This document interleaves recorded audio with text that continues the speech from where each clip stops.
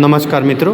તો મિત્રો આગલા જે 3 મકાન હતા આ 3 મકાન કોલેજ, છાત્રાલય અને ત્રીજું ફાર્મ હાઉસ હતું। હવે આપણે જે 26 નંબરનું મકાન છે તો અહીં આપણે 26 નંબરનું મકાન માટે આપણે 26 નંબર ટાઈપ કરીશું। ત્યારબાદ જનગણના ઘર નંબર પણ આપી દીધો છે। ત્યારબાદ આપણે અહીં જે મકાનમાં વપરાયેલી મુખ્ય સામગ્રી છે તે બતાવીશું, જેમ કે સિમેન્ટ, ત્યારબાદ છતમાં પાકી ઈંટ અને ત્યારબાદ દિવાલમાં પાકી ઈંટ અને છતમાં સિમેન્ટના પતરા। ત્યારબાદ આપણે આ મકાનને રહેઠાણ તરીકે બતાવીશું, મતલબ કે અહીં એક પરિવાર નિવાસ કરી રહ્યું છે। આ જનગણના ઘરની સ્થિતિ કેવી છે તો આપણે સારી લખીશું। હવે મિત્રો અહીં એક વસ્તુ આપણે જોવાની છે કે જનગણના ઘર નંબર 26 છે, મકાન નંબર પણ 26 છે, પરંતુ અહીં કુટુંબ નંબર અહીં આપણે આ કુટુંબ નંબર ફાળવવાનો નથી। કુટુંબ નંબર આપણો ઓટોમેટિક આવી જશે।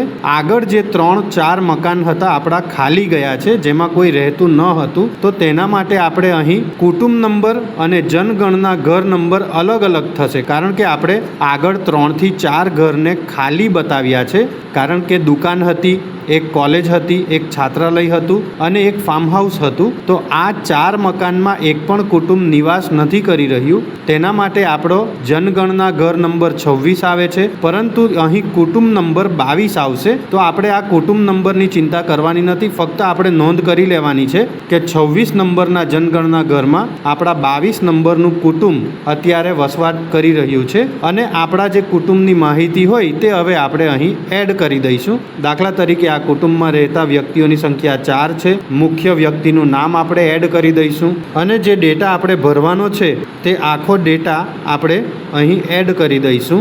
તો મિત્રો અહીં આપણે આ કુટુંબની તમામ માહિતી એડ કરી દીધી છે અને ખાતરી કરી દીધી છે। તો અહીં તમે જોઈ શકો છો કે મકાન નંબર, જનગણના ઘર નંબર અને કુટુંબ નંબર આપણા આ રીતે સેટ થશે।